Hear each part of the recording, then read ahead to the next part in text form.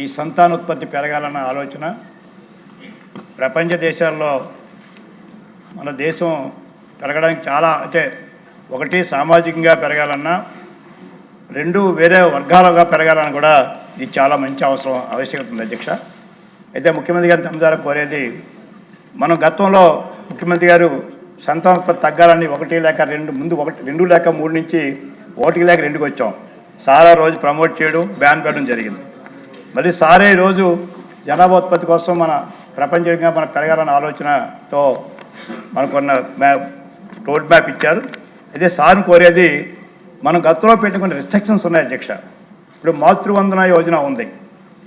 మొదటి బిడ్డకి ఒకలాగా ఇస్తున్నాం, రెండో బిడ్డకి తగ్గిస్తున్నాం గతంలో ఉన్న ప్రోగ్రామ్స్ వలన. దాని రిలాక్సేషన్ చేయాలి ఇప్పుడు సార్. ఇప్పుడు ఎలాగైతే తల్లికి వందన ఒక్క బిడ్డకి అనేది గత ప్రభుత్వం పెడితే సార్ ఎంతమందిగా నలుగురు ఉంటే 60,000 రూపాయలు ఇస్తున్నాం. ఇప్పుడు కొంతమందికి ఒకరిద్దరు ఉంటే మూడోళ్ళు ఉంటే బాగుందని ఆలోచన వచ్చింది సార్ తల్లికి వందన వల్ల.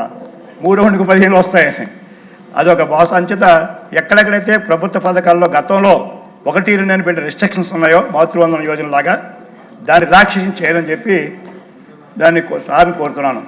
2, గ్రామీణ వాతావరణంలో పేదరికంలోనే జనాభా పెరుగుతుంది అధ్యక్ష. సంపన్న వర్గాల్లో తగ్గుతూ ఉంది విచిత్రంగా. ఎందుకు పేదరికం వాళ్ళు పెంచుతున్నారు?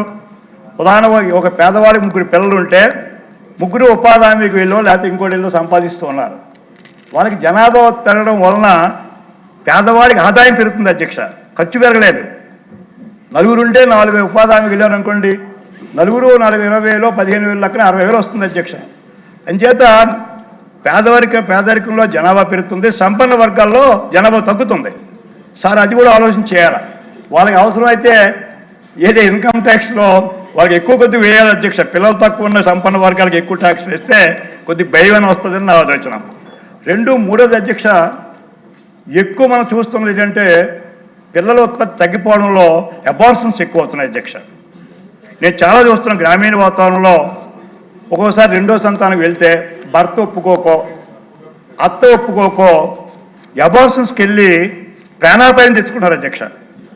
కొంత 5వ మాసం 6వ మాసాల్లో కూడా ఎందుకు చనిపోయినారు ఏంటంటే ఇదే కారణం అధ్యక్ష. అవగాహన లేక గ్రామీణ ప్రాంతంలో అబార్షన్స్కి వెళ్ళిపోయి వాళ్ళు హాస్పిటల్కి వెళ్ళి ప్రాణాపాయంలో చనిపోతున్నారు.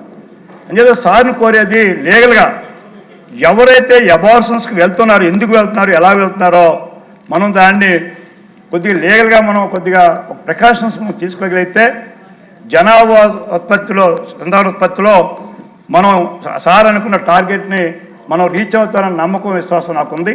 అయితే 3 విషయాల్లో, 1, మనం గతంలోని రెస్ట్రిక్షన్స్ ఏవైతే ఉన్నాయో 1 లేక 2 అని అప్రూవ్ పెట్టినవి మాతృవందన యోజన లాంటివి రిలాక్సేషన్ చేయాలా. 3, అబార్షన్స్ మీద కొద్దిగా శ్రద్ధ వహించి అది జరగకుండా చూసే పరిస్థితి తీసుకొని రావాలి. ఈ 3 విషయాల్లో సార్ని కొద్దిగా ఆలోచన చేయవలసిందిగా తమ ద్వారా ముఖ్యమంత్రి గారిని, గౌరవ ముఖ్యమంత్రి గారిని నేను కోరుతున్నాను అధ్యక్ష. నమస్కారం.